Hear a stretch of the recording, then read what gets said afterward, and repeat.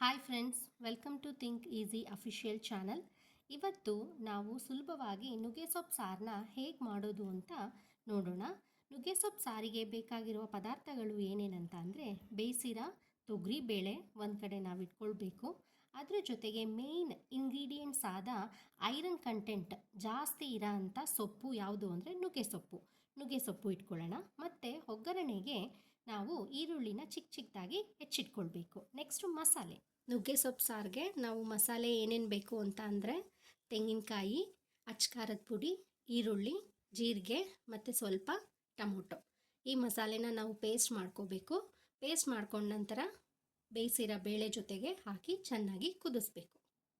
ನಾವು ಏನು ಮಸಾಲೆ ರುಬ್ಕೊಂಡಿರ್ತೀವೋ ಅದು ತುಂಬ ನೈಸಾಗಿ ರುಬ್ಕೊಳ್ಬೇಕು, ಪೇಸ್ಟ್ ಮಾಡಬೇಕು.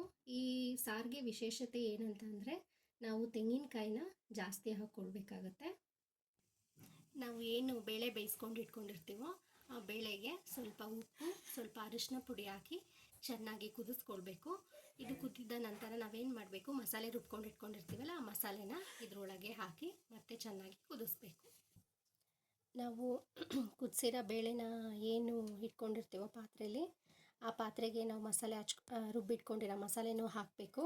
ಅದು ಚೆನ್ನಾಗಿ ಕುದಿ ಬಂದಮೇಲೆ ನಾವು ತೊಳ್ಕೊಂಡಿರೋ ನುಗ್ಗೆ ಸೊಪ್ಪನ್ನ ಹಾಕಬೇಕು.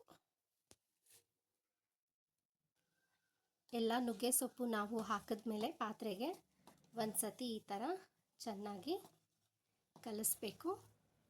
ಕಲಸಿದ ನಂತರ ಒಂದು ಸತಿ ಕುದಿಯೋಕ್ಕೆ ಬಿಡಬೇಕು. ಕುದ್ಮೇಲೆ ಸ್ಟವ್ ಆಫ್ ಮಾಡಿ ಇಡಬೇಕು.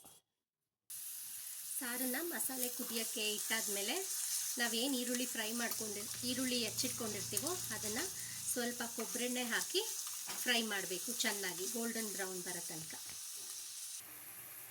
ಈ ಥರ ಈರುಳ್ಳಿ ಫ್ರೈ ಆದ ನಂತರ ನಾವೇನು ಮಾಡಬೇಕು ಅಂತ ಅಂದರೆ ಮಸಾಲೆ ಹಾಕಿ ಸಾರನ್ನ ನುಗ್ಗೆ ಸೊಪ್ಪು ಹಾಕಿ ಕುದಿಸ್ಕೊಂಡಿರ್ತೀವಲ್ಲ ಅದಕ್ಕೆ ಈ ಈರುಳ್ಳಿನ ಹಾಕಿ ಒಂದು ಸತಿ ಮಿಕ್ಸ್ ಮಾಡಿ ಕ್ಲೋಸ್ ಮಾಡಬೇಕು. ಸೊ ಈಗ ನಮ್ಮದು ಏನು ನುಗ್ಗೆ ಸೊಪ್ಪು ಸಾರು ಮಾಡಿದ್ದೀವೋ ಸುಲಭವಾಗಿ ಅದು ರೆಡಿಯಾಗಿದೆ ತಿನ್ನೋಕ್ಕೆ.